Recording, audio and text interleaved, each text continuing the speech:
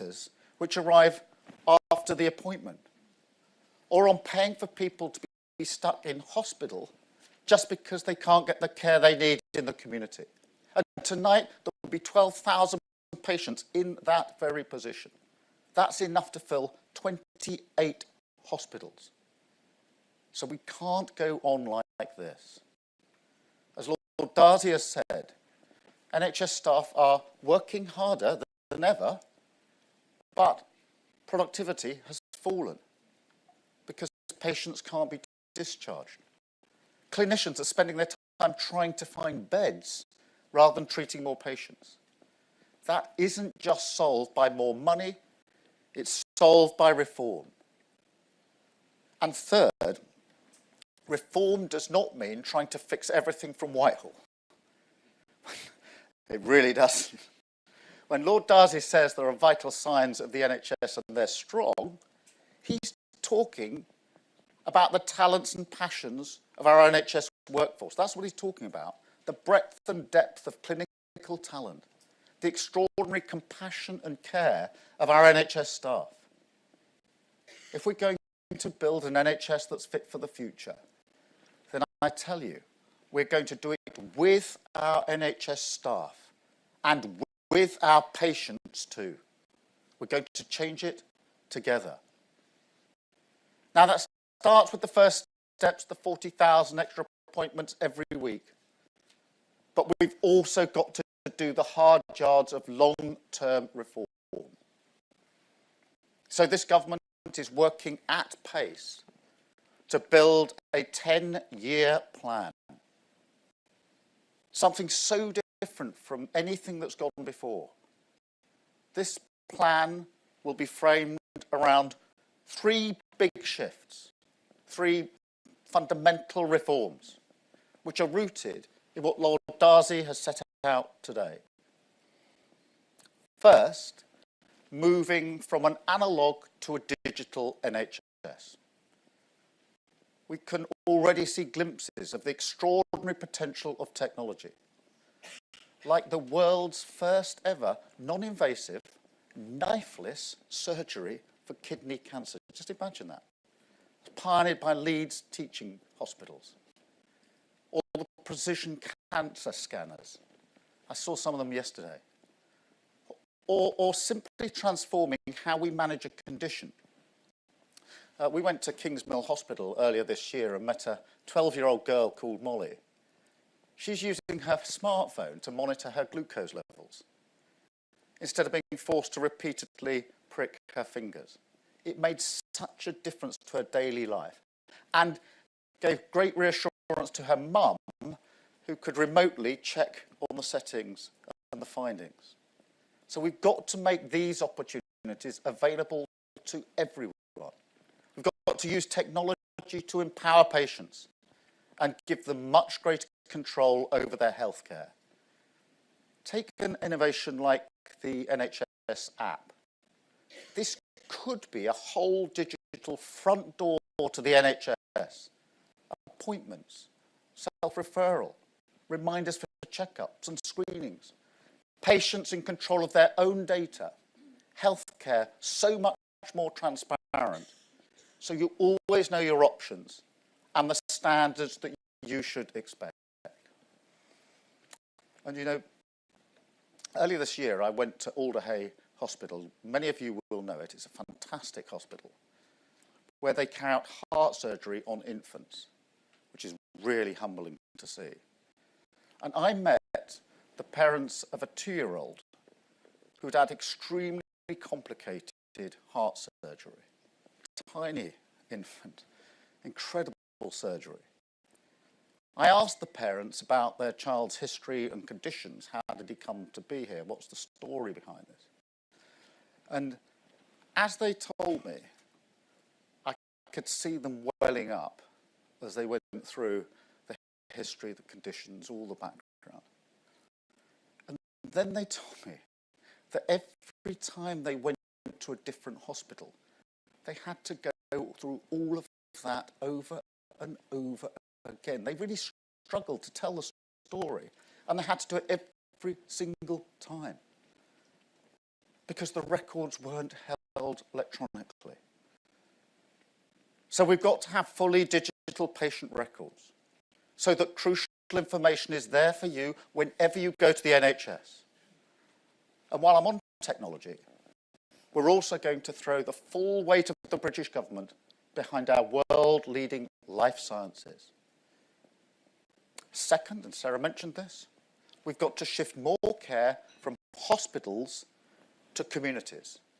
Now, the King's Fund has long called for this. Successive governments have repeatedly promised it. But what's happened? The opposite. The share of the NHS budget spent on hospitals has actually increased. Now, this 10-year plan has to be the moment that we change that. The moment we begin to turn our national health service into a neighbourhood health service. That means more tests, scans, healthcare offered on high streets and town centres, improved GP access, bringing back the family doctor, offering digital consultations for those that want them, virtual wards, and more patients safely looked after in their own homes, where we can deal with problems early before people are off work sick and before they need to go to hospital. And we have to make good on the integration of health and social care, so we can discharge those 26 hospital worth of patients, saving money, reducing the strain on our NHS, and giving people better treatment. And third, in terms of the shifts, we have got to be much bolder in moving from sickness to prevention. Now, we've already announced NHS health checks in workplaces, blood pressure checks at dentists and opticians. But that's just the beginning. Planning for 10 years means we can make long-term investments in new technologies that will help catch and prevent problems earlier. And there are some areas in particular where we've just got to be more ambitious, like children's mental health or children's dentistry. You know, one of the most shocking things that I saw, this was actually when I was at Alderhay Hospital again, I mentioned the heart operations, but whilst I was there talking to the staff, it became clear that the single biggest cause of children going into that hospital between the ages of 6 and 10 was to have their rotting teeth taken out. I couldn't believe it. I was genuinely shocked. All politicians say they're shocked too often, but I was really shocked. The single biggest cause of going into hospital, 6 to 10-year-olds, have your teeth taken out. Can you think of anything more soul-destroying? For the children, what a price to pay. For that brilliant NHS team who want to use their talents to save lives, spending their time taking out rotting teeth, something that could so easily have been prevented. And look, I know some prevention measures will be controversial, but I'm prepared to be bold even in the face of loud opposition.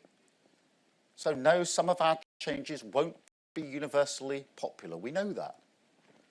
But I will do the right thing for our NHS, our economy, and our children. Now, the task before us is the work of our generation. We've already hit the ground running, negotiating an end to the strikes, which the Tories refused to do. Strikes which were costing us a fortune. And we inherited 1,000 trainee GPs who were set to graduate into unemployment. Instead, we've hired them. But only fundamental reform and a plan for the long term can turn around the NHS and build a healthy society. Now, it won't be easy. It won't be quick. It will take a 10-year plan, not just the work of one parliament. But I know we can do it because we've done reform before. The last Labour government reformed the NHS to deliver better outcomes for patients and better value for taxpayers. Conservative governments then undid that good work, which only goes to prove once again that only a Labour government can reform the NHS. And my Labour government has a huge mandate for change. We're mission-driven. And I think the themes of this conference today are fitting for this moment. Challenge, change, and hope. Because the challenge is clear before us. The change could amount to the biggest reimagining of the NHS since its birth. And the hope, well, that's what's really exciting and galvanising about this moment. Because if we get this right, people can look back and say, this was the generation that took the NHS from the worst crisis in its history, got it back on its feet, and made it fit for the future. Thank you very much for listening.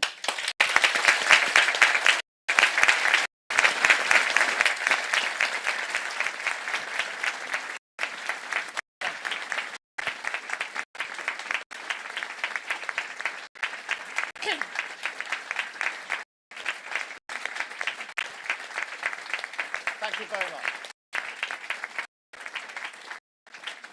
I'm going to take a number of media questions, so bear with me as we go through. I've got the BBC first, Hugh. Thank you, Prime Minister. You talk about shifting resources into community health care, improving technology and prevention of ill health. But these ideas have been talked about for some time. Some progress has already been made. What's new and different about your reform ideas?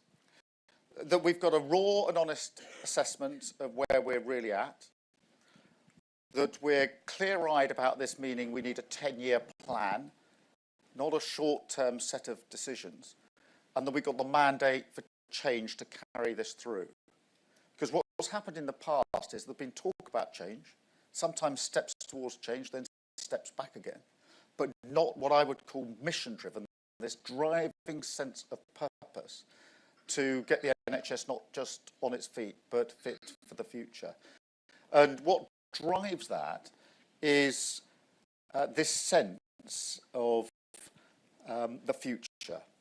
In the Labour Party, we look back so proudly at what we did 76 years ago. I want people in generations to look back so proudly at what this Labour government of 2024 did. So it's that determination, this drive, my personal mission, Wes's mission, to see this through with a mandate for real change. Thank you, Hugh. Can I go to Ashish, please, from Sky? Good morning, Prime Minister. Morning. Thank you. Lord Darzi's conclusion is that there is no quick fix for the NHS. It's going to cost time and money. That's money you don't have, and it's time sick and suffering patients can't afford. If you were to speak to one single patient who's been suffering in agony for so long, what would you say to him or her about how you're going to fix the NHS and make them better in the short term? I'm going to say we're going to fix this with the first steps, but we're going to do the long-term change. I accept your challenge, and it's repeatedly put to me, which is the long-term change takes too long, so tell me what you're going to do this Christmas, because we'll have an NHS crisis, and that's a good challenge. The trouble is, for the last 10 years, we're going round and round in circles. So we do short-term stuff to just about get the NHS through the winter crisis, because there's one every year, they're just bigger than the last one, but we never do the long-term. We go round and round, it gets worse and worse. So I accept the challenge to me, which is it's going to take a long time. It's going to be measured in years, not months, and we need to have something to say for someone who's ill now, which is getting the NHS back on its feet. But we can't duck the long-term change. That's the problem. It's what I call sticking plaster politics, which is knowing that you need to do big change, thinking it's going to take too long, so I won't do it, I'll put it off. I'll just do little bits here, patch things over, and guess what? It just gets worse. That is one of the big mistakes, in my view, of the last 14 years, and we're not going to repeat it. So yes, we need to answer to those that are ill now, but we also need to answer to those that are going to be ill in 5, 10, 15, 20, 30 years, and we've got to do the long-term change. Thank you. Harry from ITV. Morning, Prime Minister. A question on another important topic, if I may. Gerald Hamilton, former sub-postmaster, has said that almost all sub-postmasters wrongly convicted by the Post Office are yet to receive their full compensation. Nothing has changed, she says, under your government. Why is your new government seemingly still dragging its feet on delivering the compensation to these sub-postmasters that they're entitled to? Well, look, we've made a commitment in relation to this compensation, and we will keep to that commitment. Obviously, you know, almost everywhere we look, there's a bigger problem than we anticipated. Everything, pretty well, has been broken by the last government, so we are getting on with this as quickly as we can. But I did make that commitment. I stick by that commitment. We'll get on with this just as quickly as we can. Thank you, Harry. Victoria from Channel 4. Thank you, Prime Minister. You talked earlier about integration of health and social care, and you also talked about the people stuck in hospital tonight who don't need to be there. When is your government going to tell us what your plans are for reforming social care? Well, we need a national care service. That is our ambition. That's the work that we will start on. I want this to be done as consensually as possible because it's difficult. I want to be cross-party. I want to involve as many people as possible. I genuinely think that the start for care is with the staff, and that's why we'll have a fair pay agreement for staff, because without the staff we can't make the change that we need. My sister, by the way, works in the care sector, so I know this pretty well. So we want that national service. We will start with the staff and build up from there with a vehicle for the consensus that we need. But the challenge is absolutely right. We have to fix social care because I don't think it's possible to build an NHS for the future if we don't fix social care as we do it. And that makes the challenge greater. But the point of this report and the 10-year plan really is to look beyond just the NHS itself and broaden it out. And social care is obviously part of that 10-year plan. Thank you. Olivia from GB News. Thank you, Prime Minister. Professor John Bell said this morning that doctors in the BMA have been a major drag on reforming healthcare. Do you predict that the BMA will now embrace productivity reform with open arms? Well, look, I've said we'll do this with the staff, and we will. But I know from my old job running the Crown Prosecution Service that whenever you try to reform anything, there will be some people, I'm afraid, who will say, oh, don't do that, it's better as it is, I wouldn't do that, keep things as they are. We have to take that attitude on, in my view. It's an inhibitor of change.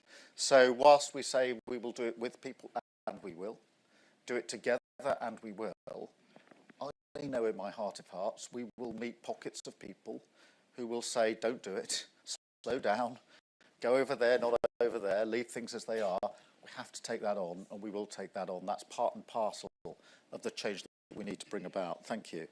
I've got Natasha from LBC.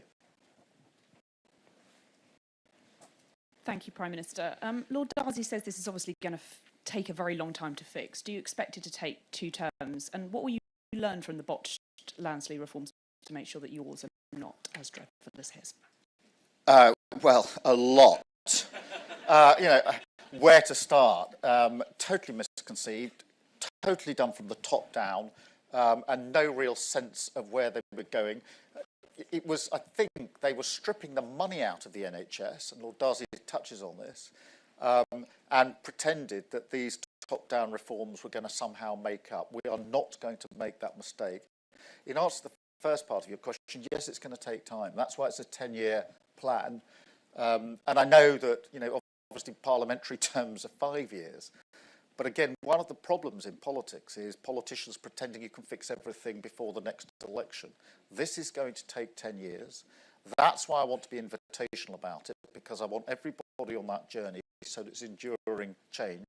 But is it going to take a decade? Yes, it will take a decade to do it properly. We'll obviously see the results as we go along, make the improvements as we go along, and that will be very uplifting. But it is going to take more than one parliamentary term. Thank you. Chris from the Times. Thank you. Lord Darzi is very clear that the crisis is not just in the NHS, it is in the broader health of the nation, and prevention is not just about the health service, it's about what the whole of government and society can do. So you said you're shocked by this, you said you're prepared to take bold and controversial action here, and you've signalled on things like smoking what that might look like. Can we expect similar changes for things like obesity and activity, poor diet, social media, all the other drivers of ill health, both physical and mental, and what will that look like? We have to go to the preventative model. I'm absolutely convinced about that. And that will be part of the 10-year plan. I think it can take different forms. You mentioned smoking. Obviously, I think it's 88,000 deaths a year from smoking. Huge imposition on the NHS, awful for the individuals. And that's only the cases that end up in death. I have to say that the teeth decay was a real shocker for me. I didn't appreciate until I was at Alderhay that things were so bad that more children were going in to have their teeth taken out than anything else. And that is a very easily preventable disease. But of course, there's diet, there's healthy lifestyle, etc. We are going to have to get into that space because we've got more and more conditions. We're living for longer. This is a good thing. But simply putting more and more money into the NHS as it currently is configured isn't going to work. We need preventative measures as well, and we'll set those out in the 10-year plan. And obviously, I know some of them will be welcome, and I know some of them will be controversial. They always are, but unless we shift the model, I don't think we can bring about the change that we need. Thank you, Chris. Sophie from the Mirror. Hi, Prime Minister. So you say it's going to take 10 years to fix the NHS. Does that mean people will continue to sit in A&E for hours on end for 10 years? Can you tell those people when they'll see a difference in their experiences? Well, we're already on this in terms of the early steps that we want to take. A&E, Lord Darzi and I discussed this, I think, on Monday of this week. A&E is a classic example of where we need more technology. Because anybody who's been in A&E, and some of you will have been, or knows people have been, you wait a very, very long time. Mainly, you're waiting for the results of tests because the technology isn't quick enough. So you go in, you wait a while to have a test, and then you wait forever for the test to come back before you go on to the next stage. So some of this we can start to change more quickly. Because I accept that whilst the overall change needs a 10-year plan, we've got to show the change along the way. I think A&E, or a large part of the answer for A&E, is what we do with technology, much better use of technology and tests and being able to get those test results back much, much more quickly. Thank you. I've got Noah from The Sun. Thank you, Prime Minister. Given you caved to train drivers, junior doctors and teachers, how can Sun readers really expect you personally to stand up to resistance from the NHS unions to reform? Because I've reformed before. I reformed when I was heading up the Crown Prosecution Service. I wanted to change it to make it much more victim-oriented. And we faced huge challenge, we took it on, and we changed it. I wanted to drive up conviction rates for violence against women and girls. We faced resistance about how we were doing it. We burst through that and made the change. So I could give any number of examples. I worked in Northern Ireland where we had to create a new police service in Northern Ireland. There was resistance, but we pressed on and did it.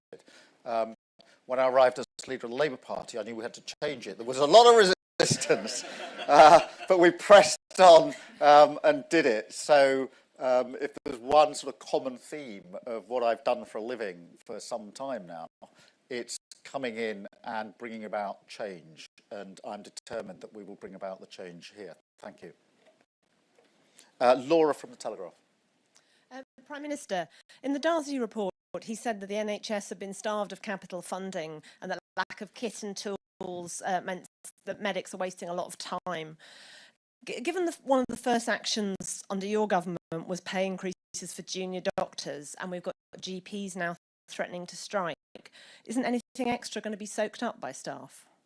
No, I was struck by what Lord Darzi said about capital funding, which I think was really profound, and obviously that has to be part of the 10-year plan in terms of the investment and where we put it.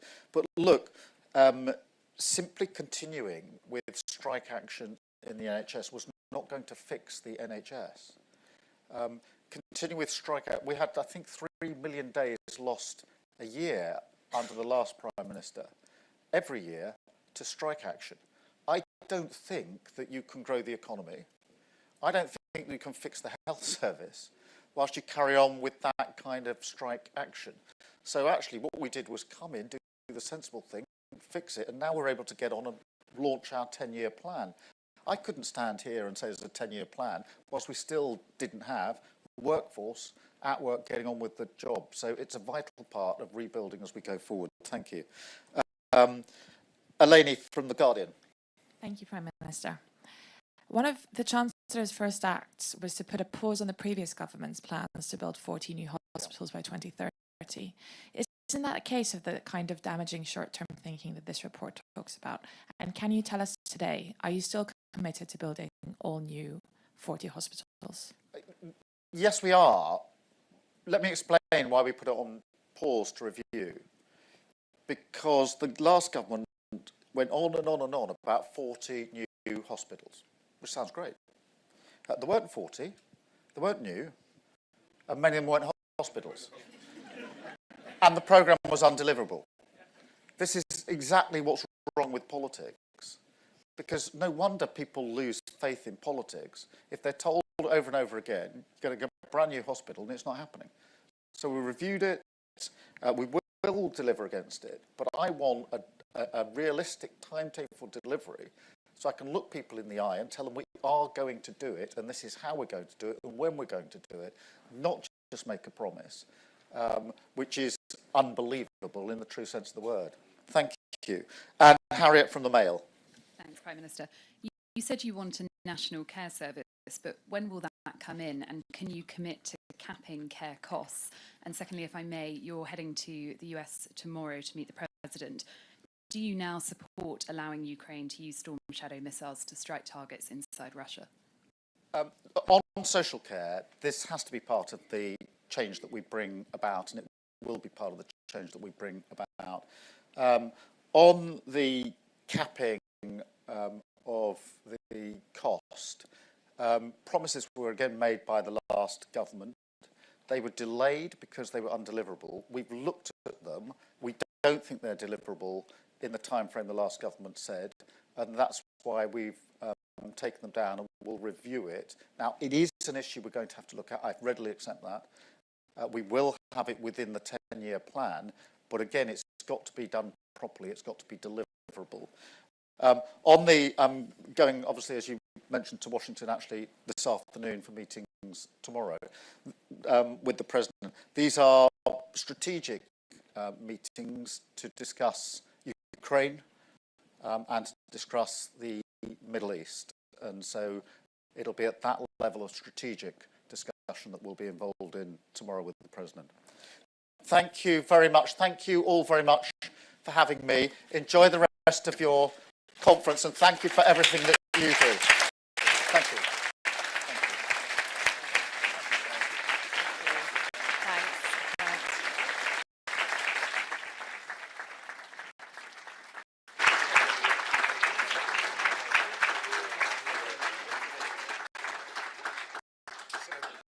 Thank you to the Prime Minister, thank you to the Secretary of State, Thank you to the entire Health and Social Care Ministerial team and to Lord Darzi, whose report was the stimulus for all of this. I'm Alex Bayliss. I'm Acting Director of Policy Events and Partnerships at the King's Fund. And I just want to update you on some of the changes we've made to today's schedule to accommodate this. And I'm not going to respond to the Prime Minister's speech, but I will just offer 4 very quick reflections. One is that our analysis of how some of the last Labour government's achievements happened in the 2000s was about having this leadership at the top that really engaged the Prime Minister, not just